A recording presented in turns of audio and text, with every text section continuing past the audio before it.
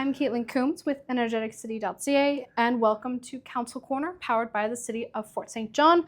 Today, I am joined with Councillor Byron Stewart to get the latest updates happening in the city. Councillor, how are you doing today? I'm well, yourself? I'm very well, thank you for asking. All right, so today we're talking about parks, specifically parks and the city. To get us started, can you go into detail a little bit about what aspects of park maintenance the city is involved in? Everything that is beautiful and clean and safe and fun.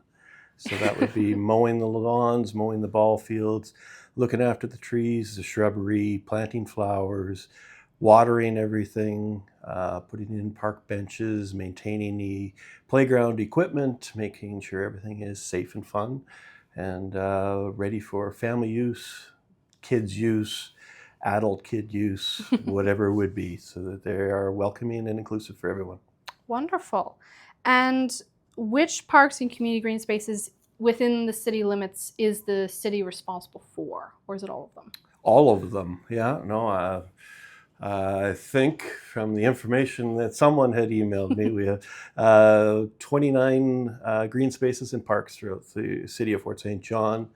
We have 17 different ball fields and soccer fields, pitches, and different things that the maintenance crew look after and ensure that they're safe for those that are playing recreational sports.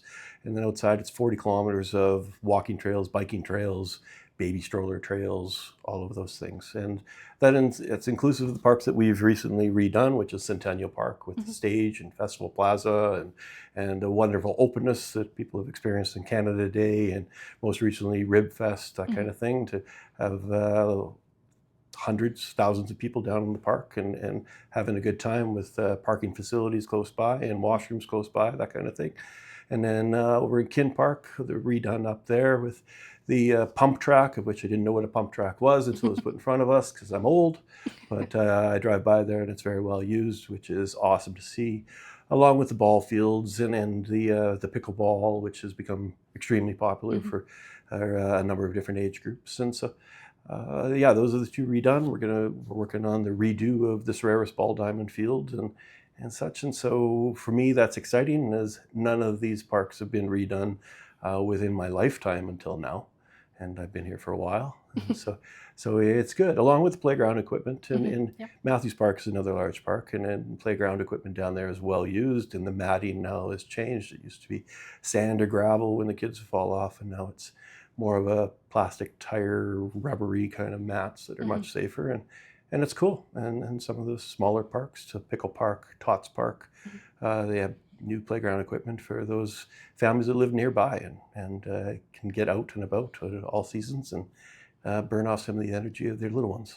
Absolutely. And when you have so many nice parks and green spaces in the city, why wouldn't you go out and visit a couple, you know? Well, absolutely. No, I think as a northern community, as a young community, outdoor recreation is hugely important to many of us here. And when you've got families that have young ones with a bundle of energy to get out to a park and run around and feel safe and be able to participate in non-structured activities or structured activities as baseball or soccer, that kind of thing. It's important and it's healthy and it's fun for all ages to watch or participate in. Wonderful. And are there any bylaws that you would like to make the public aware of with regards to behavior that is not allowed in a city-operated park or green space? We do have a new parks policy. I'm not going to rattle off the titles. It's not in my head. But it is in regards to safety and inclusiveness in the parks. It is basically 5 a.m. to 11 p.m. Our parks are open for everyone, but we don't want people tenting or spending the night there. We don't want fires or campfires or anything like that that could endanger the park, endanger people.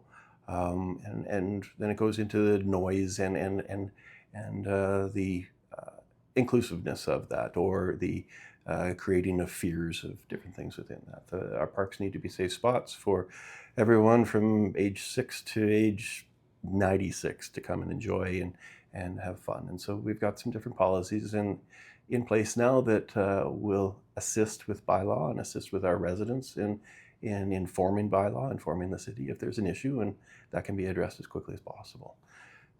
All right. And on the flip side of this, what activities can I, as a resident, for example, go into a park or a green space and do? I'm thinking like family celebrations, barbecues, birthdays, etc. 100% want to encourage any of that. If you have a larger group, then it's encouraged to call the Visitor Information Center, I believe, or community services department for sure, and just book that space and to ensure that there's the amenities that are available, and there may be amenities that the city can offer too to assist a large group, whether it's a family reunion or a family barbecue or a wedding or anything that could be taking place within our parks. We don't want to discourage any of that for sure. We just want to make sure that the awareness is there, and if we can help to ensure that the park is prepared and that people that are not a part of that group are still welcome to make use of the park in all possible ways too. Oh, that makes perfect sense.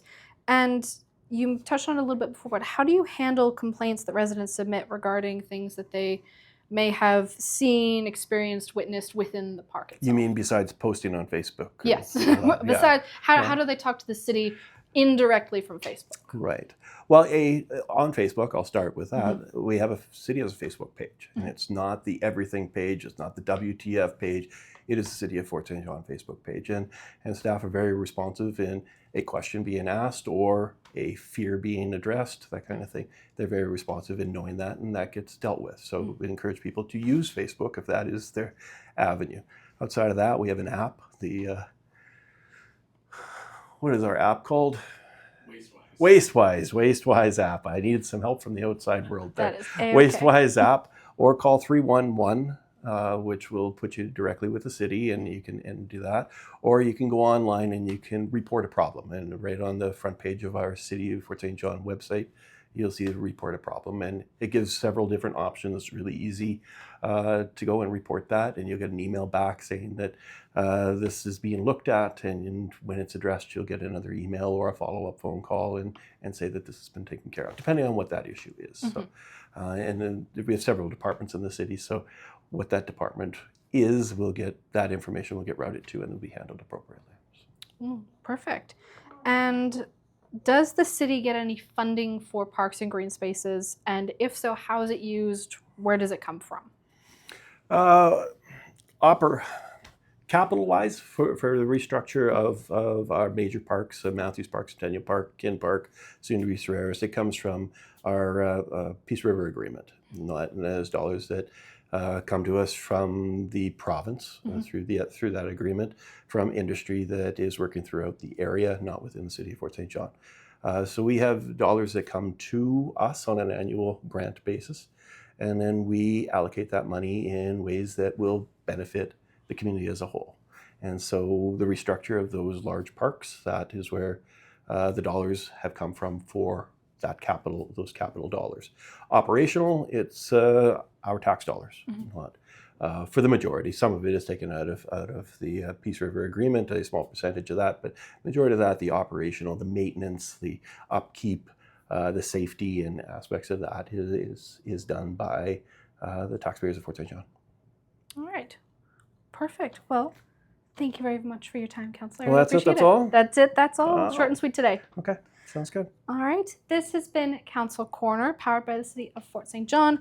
My name is Caitlin Coombs with energeticcity.ca. We'll see you next time.